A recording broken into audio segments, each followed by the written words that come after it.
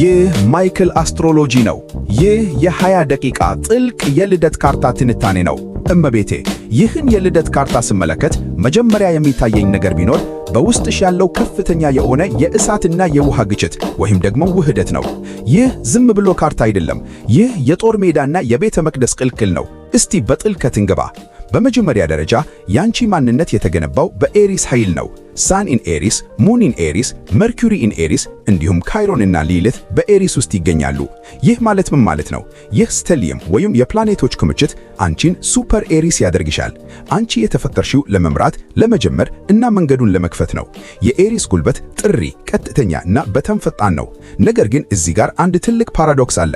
ምንም እንኳን የፀሐይና የጨረቃ ምልክትሽ ኤሪስ ቢሆንም ይህን ሁሉ እሳት የሚያቀዘቅዘው ወይም የሚያለዝበው ቪነስ ኢን ካይሲስ አለሽ። ይህ በጣም ብርቅዬ የሆነ ኮምቢኔሽን ነው። በአንድ በኩል እንደ እሳተ ገሞራ የምትፈነጂ፣ ማንንም የማትሰሚ እና በራስሽ መንገድ የምትሄዲ ሴት ነሽ። በሌላ በኩል ደግሞ በፍቅር ግንኙነት ውስጥ ስንመታ ቪነስ ኢን ፓይሲስ ስለሆንሽ ድንበር የለሽ፣ መስዋዕትነትን የምትከፈሊ እና እጅግ በጣም ሮማንቲክ የሆነች ነፍስ አለሽ። ይህ የኤሪስ እሳትና የፓይሲስ ውህደት አንቺን ዘ ሚስቲክ ዋሪየር ወይም ሚስጥራዊቷ ተዋጊ ያደርግሻል። ሰዎች አንቺን ሲያዩ ጠንካራና የማይበገር ሴት አድርገው ያስቡ ይሆናል። ነገር ግን በውስጥሽ እጅግ በጣም ስስና ጥልቅ የሆነ የመንፈሳዊነት ባህር አለ። ሳኒን ኤሪስ ጉልበት ይሰጥሻል፣ ማንነትሽን በግልጽ እንድታወጪ ይገፋፋሻል። ሙኒን ኤሪስ ደግሞ ስሜትሽ ልክ እንደ ባሩድ ፈጣን እንዲሆን ያደርጋል። የምትፈልጊውን ነገር አሁን ካላገኘሽ ስሜትሽ አይረጋጋም። ጥድስት የሚባለው ነገር ላንቺ ትልቅ ፈተና ነው። ነገር ግን መርኩሪ ኢን ኤሪስ አይምሮሽንም በጣም ፈጣን ያደርገዋል። ሐሳብሽ እንደ መብረቅ ነው። ውሳኔ ለመወሰን ሰከንዶች ይበቁሻል። ሆኖም ይህ ሁሉ ፈጣን ጉልበት ከቪነስ ኢን ፓይሲስ ጋር ሲገናኝ በውስጥሽ አንድ አይነት ዲቫይን ዲስኮንተንት ወይም ቅዱስ አለመመጣጠን ይፈጠራል። ዓለምን በጉልበት ማሸነፍ ትፈልጊያለሽ፣ ግን ደግሞ ዓለምን በፍቅር ማዳን ትመኛለሽ። ይህ የመጀመሪያው ክፍል የሚያሳየን አንቺ ተራ ሴት ሳትሆኒ ትልቅ ተልዕኮ ይዘሽ የመጣሽ ሁለት ተቃራኒ ዓለሞችን ማለትም የጦርነትንና የፍቅርን ዓለም ለማስታረቅ የተፈጠርሽ መሆንሽን ነው። አሁን ወደ ካርታሽ በጣም ወሳኝና ውስብስብ ክፍል እንገባለን። ይህ ክፍል ዘ ኢንጂን ሩም ወይም የሞተር ክፍል ነው። ቅድም እንዳልኩት አንቺ በኤሪስ እሳት የተሞላሽ ነሽ። ነገር ግን የኤሪስ ገዢ ፕላኔት የሆነው ማርስ በካርታሽ ላይ ያለው በካንሰር ውስጥ ነው። ማርስ ኢን ካንሰር። ይህ ላንቺ ካርታ ቁልፍ የሆነ ምናልባትም የህይወትሽ ትልቁ ፈተና ነው። ትልቁ ኃይል የሚገኝበት ቦታ ነው። ማርስ በኤሪስ ውስጥ ንጉስ ነው። ነገር ግን በካንሰር ውስጥ ኢንፎል ወይም በውድቀት ላይ ነው ይባላል። ይህ ማለት ምን ማለት ነው? አንቺ የምትፈልጊውን ነገር ለማግኘት ቀጥታ እንደ ቀስት መሄድ ሲገባሽ ስሜትሽ ወደ ኋላ ይጎትትሻል። የማርስ ኢን ካንሰር ጉልበት ቀጥተኛ አይደለም፣ ስሜተኛ ነው። አንድን ነገር ለማድረግ ስትነሺ መጀመሪያ ይህ ነገር ምን ይሰማኛል ብለሽ ትጠይቂያለሽ። የእሳት ጉልበትሽ በውሃ ውስጥ ስለተነከረ ይህ ብዙ ስቲም ወይም እንፋሎት ይፈጥራል። በዚህም ምክንያት ቆታሽ ወይም ጉልበትሽ ተዳፍኖ ይቆይና ልክ እንደ ፕሬሸር ኩከር በድንገት ይፈነዳል። በተጨማሪም ሳተርን ኢን ካንሰር አለሽ። ይህ በጣም ከባድ የሆነ አቀማመጥ ነው። ሳተርን በካንሰር ውስጥ ሲሆን የልጅነት ጉዳቶችን፣ ከቤተሰብ ጋር የተያያዙ ካርማዎችን እና ስሜትን የመግለጽ ፍርሃትን ያመላክታል። ምናልባት በልጅነትሽ ስሜትሽን እንደፈለግሽ እንዳትገልጪ ተደርገሽ ሊሆን ይችላል። ወይም ደግሞ ደህንነት እና ትዳካን በተመለከተ ስጋት ነበረብሽ። ይህ ሳተርን ከማርስ ጋር ተዳምሮ አንቺን በውጭ ጠንካራ፣ በውስጥ ግን በጣም ጥንቃቄ የተሞላበትና የሚፈራ ሰው ያደርግሻል። ሃርድ ሼል ሶፍት ሴንተር እንደሚባለው አይነት። ይህ አቀማመጥ በስነ ልቦና ደረጃ ፓሲቭ አግሬሲቭ የሆነ ባህሪ ሊፈጥርብሽ ይችላል። ሰዎችን በቀጥታ መጋፈጥ ይልቅ በዝምታ መቅጣት ወይም በስሜት መጫወት ልትመርጪ ትችያለሽ። ነገር ግን ይህ አቀማመጥ ትልቅ ጸጋም አለው። አንዴ የምትወድጊያቸውን ሰዎች የኔ ብለሽ ከተቀበልሽ እንደ እናት አንበሳ ትሆኛለሽ። ማንነትሽ መሰረት ቤተሰብና የቤት ውስጥ ደህንነት ላይ ያተኮረ ነው። ይህ ማርስ ኢን ካንሰር ያን ሁሉ የኤሪስ እሳት ተሸክሞ ለቤተሰብሽ ወይም ለምትወድጊያቸው ሰዎች ሲባል ማንኛውንም መስዋዕትነት እንድትከፍል ያደርግሻል። ይህ ክፍል የሚያስተምረን የአንቺ ጉልበት የሚመነጨው ከጭንቅላትሽ ሳይሆን ከሆድቃሽ ወይም ጋት ፊሊንግ መሆኑን ነው። ስሜትሽ ካልተሰማ እግርሽ አይራመድም። ወደ ሶስተኛውና እጅግ መንፈሳዊ ወደ ሆነው ክፍል እንሸጋገር። እዚህ ጋር ስንመጣ የነፍስሽን ጥልቅ ቁስልና መድኃኒቱን እናገኛለን። በካርታሽ ላይ ሊሊት ኢን ኤሪስ እና ካይሮን ኢን ኤሪስ አሉ። እነዚህ ሁለት ነጥቦች በፀሐይሽና በጨረቃሽ ላይ ተቀምጠዋል። ይህ ቀላል ነገር አይደለም። ካይሮን ማለት the wounded healer ነው። በኤሪስ ውስጥ ሲሆን ቁስሉ ያለው አይደንቲቲ ወይም ማንነት ላይ ነው።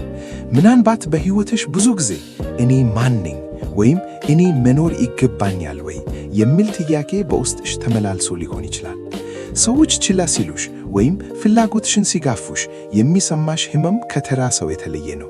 ይህ ቁስል አንቺ ራስሽን እንድትፈልጊና ራስሽን በራስሽ እንድታከብር ያስገድድሻል። ማንም መጥቶ አንቺ ዋጋ አለሽ እንዲልሽ መጠበቅ የለብሽም። ሊሊት ኢን ኤሪስ ደግሞ በውስጥሽ ያለችውን ያልተገራች ነፃና ዋይልድ የሆነች ሴት ያሳያል። ህብረተሰቡ ሴት ልጅ እንደዚህ መሆን አለባት ብሎ ያስቀመጠውን ሕግ የምትጥሺበት ቦታ ነው።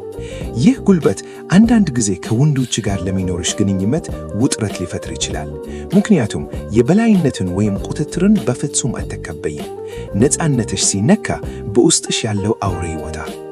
ነገር ግን ፈውስሽ ያለው የት መሰለሽ? ቪነስ ኢን ፓይሲስ ላይ ነው። ይህ ሁሉ የኤሪስ እሳትና የቁስል ስሜት የሚሽረው ወደ መንፈሳዊነትና ወደ ይቅርታ ስትመጪ ነው። ቪነስ ኢን ፓይሲስ ምንም ቅድመ ሁኔታ የሌለው ፍቅር አንኮንዲሽናል ላቭ የመስጠትና የመቀበል ችሎታ ይሰጥሻል። የራስሽን ቁስል ለመፈወስ ሌሎችን መፈወስ አለብሽ። የራስሽን ማንነት ለማግኘት በሌሎች ውስጥ ራስሽን ማየት አለብሽ። ይህ የአልኬሚ ሂደት ነው። የእሳቱን ቁጣ ወደ ውሃ ርኅራኄ መቀየር። በሕይወትሽ የሚገጥሙሽ ፈተናዎች አንቺን ለመጉዳት ሳይሆን በውስጥሽ ያለውን እውነተኛ ኃይልና የፈውስ ተሰጥኦ ለማውጣት የታቀዱ ናቸው። አንቺ ለራስሽ መቆምን፣ ከሌሎች ጋር መተሳሰብን፣ ማማጣትን እስካልቻልሽ ድረስ ሕይወትሽ በጦርነት የተሞላ ይሆናል። ነገር ግን ይህን ሚዛን ስታገኚ አንቺ መድኃኒት ትሆኛለሽ። አሁን ወደ ውጫዊው ዓለምና ወደ ስኬት ጎዳናሽ እንምጣ። ይህ ክፍል ስለ ገንዘብ፣ ሥራና ስለ ነፍስሽ አቅጣጫ ዴስቲኒ ያወራል። እዚህ ጋር በጣም አስደናቂ የሆነ የፕላኔቶች አቀማመጥ አለሽ። ኖርት ኖድ ኢን ስኮርፒዮ እና ጁፒተር ኢን ቶረስ። ኖርት ኖድ ማለት የሕይወትሽ አቅጣጫ ጠቋሚ ኮምፓስ ነው። በስኮርፒዮ ውስጥ መሆኑ ነፍስሽ በዚህ ምድር ላይ የመጣችው ትራንስፎርሜሽን ለመለማመድ ነው። የስኮርፒዮ ጉልበት ጥልቅ፣ ምስጢራዊ እና ከሞትና ትንሣኤ ጋር የተያያዘ ነው። በሕይወትሽ ውስጥ ላዩን መኖር አትችይም። ጥልቀት ትፈልጊያለሽ።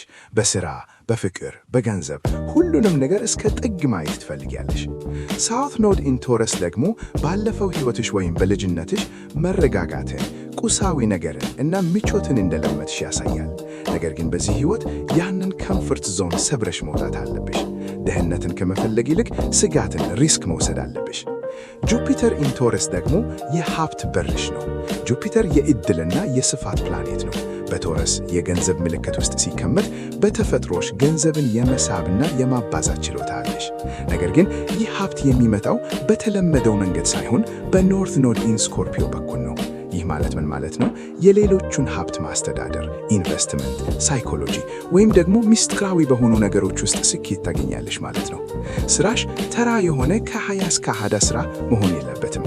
ስሜትሽን የሚፈታተን አድሬናሊን የሚሰጥሽ እና በሰዎች ስነ ልቦና ላይ ተጽዕኖ መፍጠር የሚያስችል ስራ ያስፈልግሻል።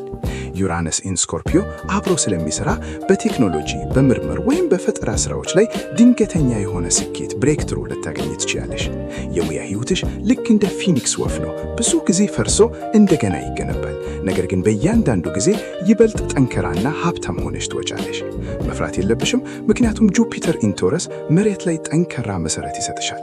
ኖርት ኖድ ኢን ስኮርፒዮ ደግሞ ወደ ሰማይ እና ወደ ጥልቁ እንድትበሪ ክንፍ ይሰጥሻል። ይህ የመጨረሻው ክፍል ነው። የዚህ ሁሉ ትንታኔ ማጣቀሊያ እና የነፍስሽ ውል ሶል ኮንትራክት። እዚህ ጋር ልንዘለለው የማይገባን አንድ ትልቅ ፕላኔት አለ፣ ፕሉቶ ኢን ሊብራ። ፕሉቶ የትውልድ ፕላኔት ቢሆንም በካርታሽ ውስጥ ካለው ቦታ አንጻር የግንኙነት ታሪክሽን ይቆጣጠራል። ሊብራ የግንኙነት ምልክት ነው። ፕሉቶ ደግሞ የኃይል እና የጥፋት ምልክት ነው። ይህ ማለት በግንኙነቶችሽ ውስጥ የትዳር፣ የጓደኝነት ወይም የሥራ የኃይል ሽኩቻ ፓወር ስትራግል ይኖራል ማለት ነው።